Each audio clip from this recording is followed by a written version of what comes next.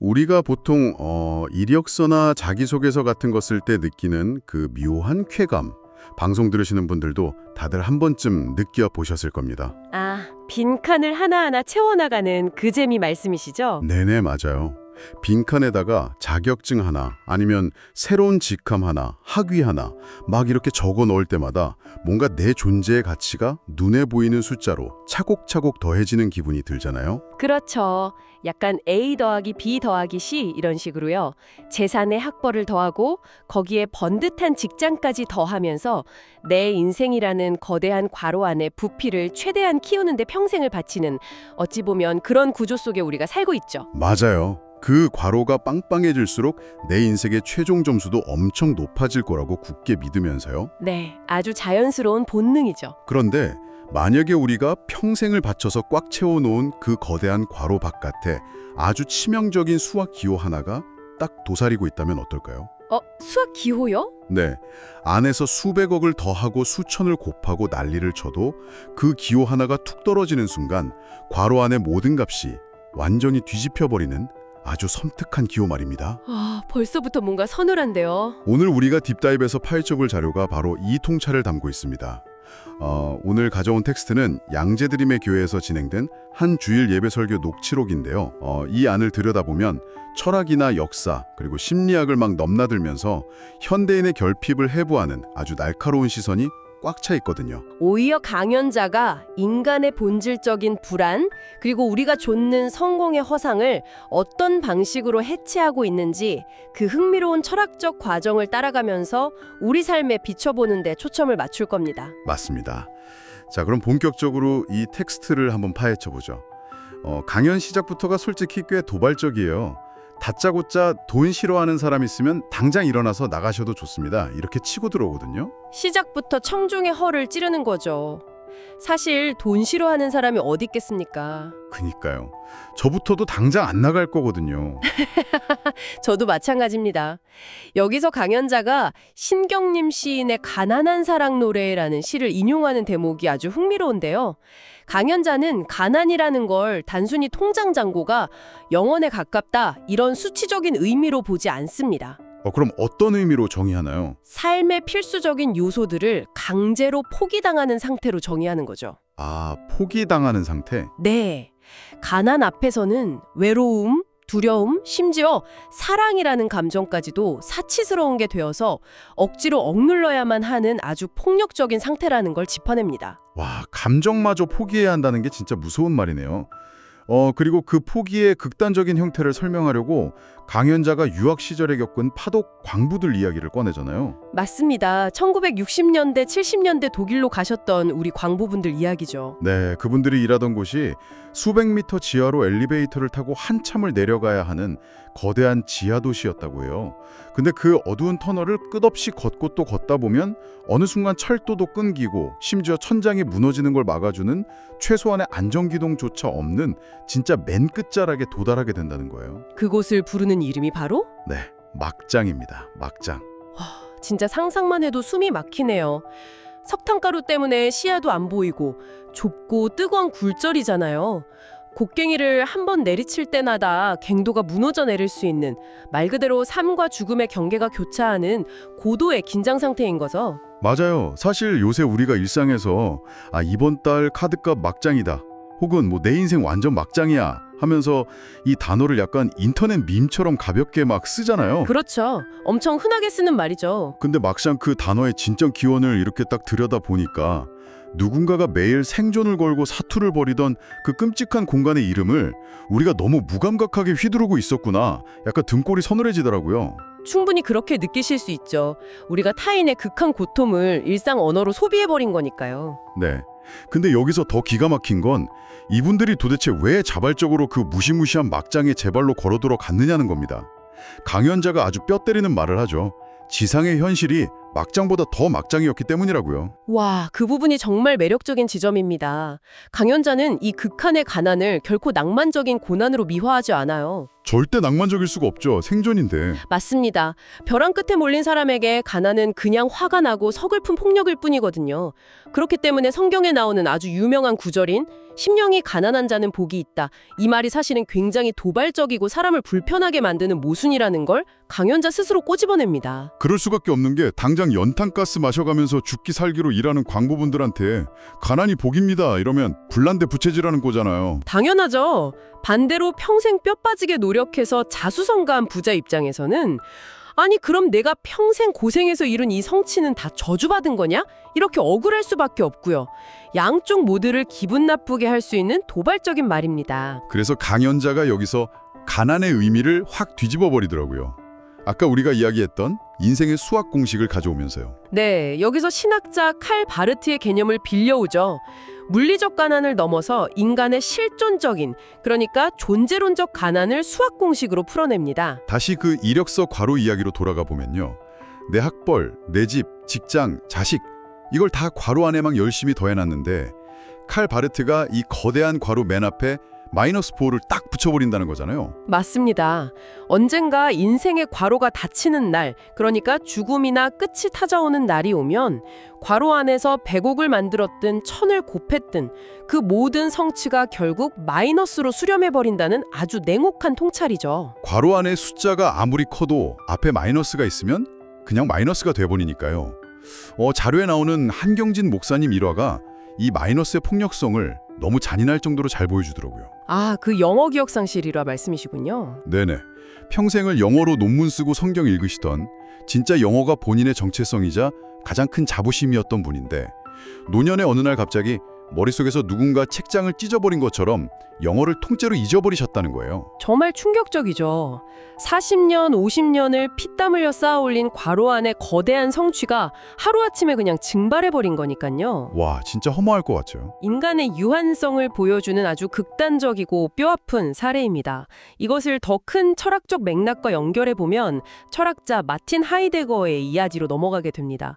하이데거는 인간의 근본 기저감정이 불안이라고 규정했어요. 존재 자체가 불안 덩어리라는 건데 근데 솔직히 당장 대출이자 오르고 건강검진 결과 안 좋으면 불안한 건 알겠는데 그냥 숨만 쉬고 있어도 본질적으로 불안하다는 건 직관적으로 확 와닿지는 않거든요. 아, 그렇게 생각하실 수 있죠. 근데 이게 인간이 세상에 태어나는 방식 그 자체 때문입니다. 하이데거는 인간을 세상에 던져진 존재라고 표현했어요. 던져진 존재요? 네. 지금 이 방송을 듣고 계신 분들도 다 마찬가지지만 내가 21세기 한국에서 특정한 부모님 밑에서 태어나겠다고 스스로 계획 다 세우고 도장 찍고 태어난 사람은 아무도 없잖아요. 그쵸. 눈 떠보니까 그냥 나 여기 있네? 이렇게 된 거죠? 맞습니다. 내 존재의 출발점, 즉 이 기방 자체가 철저히 내 통제 밖에 있다는 뜻이에요. 이건 마치 내가 지금 발 딛고 서 있는 집에 주춧돌을 언제 누가 훅 빼버릴지 모른다는 무의식적인 공포를 유발합니다. 언제 무너질지 모르는 집에 살고 있는 느낌이군요. 정확합니다. 내가 이룬 성공이나 가족, 심지어 내 기억조차도 내가 온전히 통제할 수 없기 때문에 언제든 저 마이너스 기호가 나타나서 다 뺏어갈 수 있다는 걸 우리 뇌는 본능적으로 아는 거죠. 그 통제 불가능성에서 끊임없이 흘러나오는 배경소음 같은 공포, 그게 바로 하이데거가 말한 불안입니다. 배경소음 같은 공포?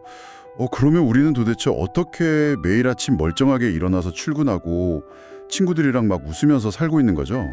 그 거대한 마이너스를 맨정신으로 보고 있으면 진짜 하루도 버티기 힘들 것 같은데요? 직시하지 않으니까 버티는 겁니다. 안 보는 거군요. 네, 강연자의 표현을 빌리자면 우리는 무언가로 그 마이너스 기호를 가리기 위해 필사적으로 노력합니다. 그리고 현대 사회에서 가장 흔하고 강력한 방식이 바로 소비를 하는 거죠. 소비요? 물건을 사는 거? 네, 새로운 물건을 소유함으로써 내 결핍과 불안이 일시적으로 해소된 것 같은 착각을 만들어내는 겁니다.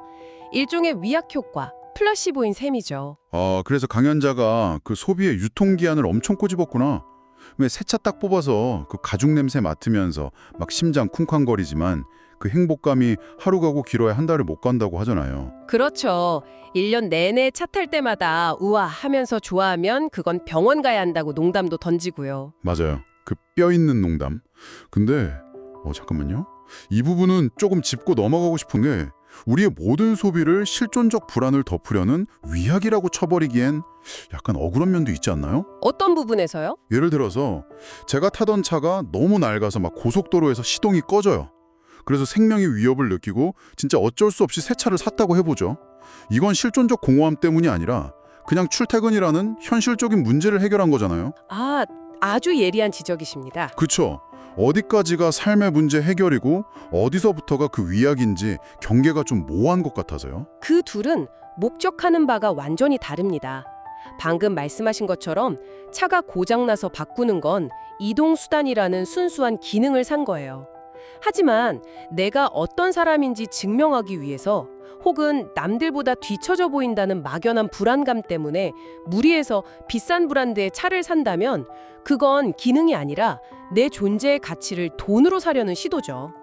존재의 가치를 산다. 네, 내 존재가 텅 비어 있다는 무의식적 불안을 덮어보려고 비싼 물건이라는 라벨을 내 피부 위에 막 덧붙이는 행위인 겁니다. 와, 기능을 사는 것과 존재의 가치를 사는 건 다르다.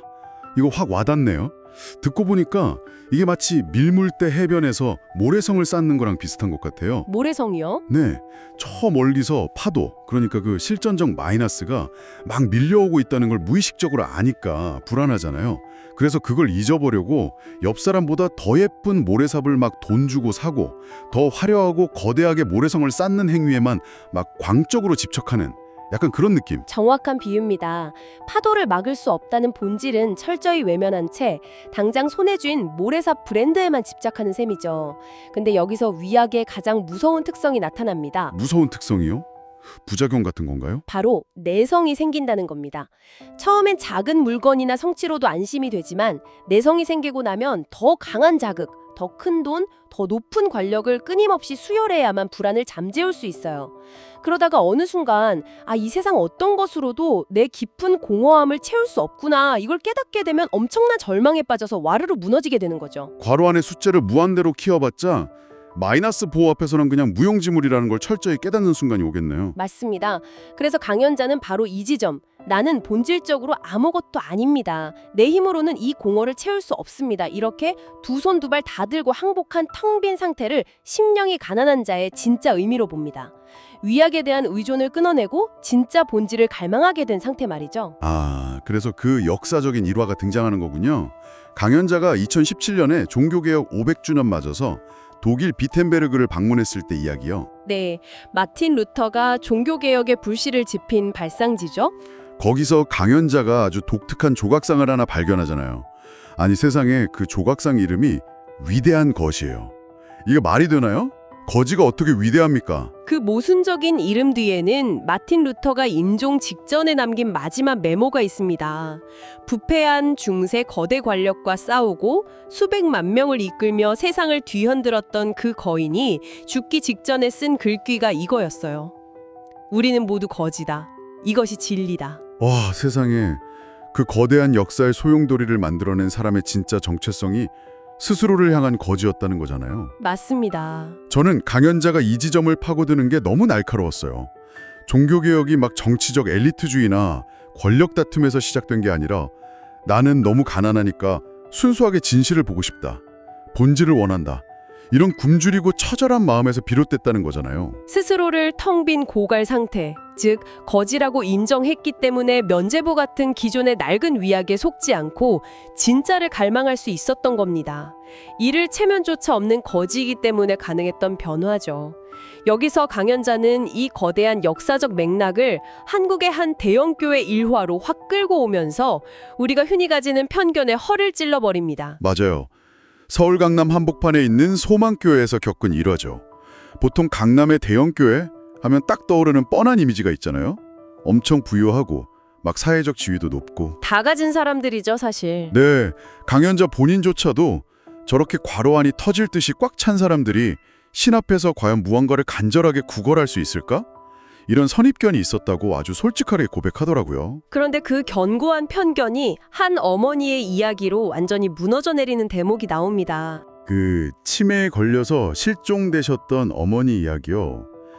딸이 실종된 어머니를 찾아서 진짜 미친 듯이 거리를 헤매다가 혹시나 하는 마음에 교계 예배당 문을 열고 들어갔잖아요. 네, 그랬죠. 근데 그 크고 텅 빈 예배당 안에 치매 때문에 자기 이름조차 가물가물해진 그 노모가 홀로 엎드려서 기도를 하고 있었다는 거예요. 딸이 우열하면서 그 이야기를 전했다는데 저도 들으면서 저절로 막 먹먹해지더라고요.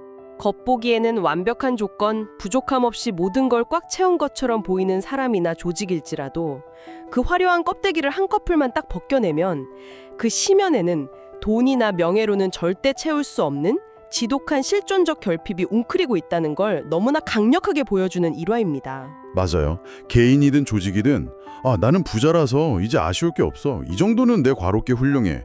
이렇게 자만하면서 스스로의 내면이 가난하다는 사실을 잊어버리는 순간 안에서부터 썩어 들어가고 부패하기 시작한다는 아주 묵직한 경고로 들렸습니다. 네, 살아있다는 건 결국 끊임없이 자신의 결핍을 인식하고 굶주린 듯 갈망하는 상태 그 자체일 테니까요. 오늘 진짜 깊은 것까지 들어갔다 온 기분인데요. 처음 파독 광부들의 목숨을 건 막장 이야기에서 출발해서 하이데거의 실존적 불안을 재나 비텐베르크의 위대한 거지동상 앞까지 아주 긴 여정이었습니다. 네, 이 자료를 관통하는 핵심은 명확합니다.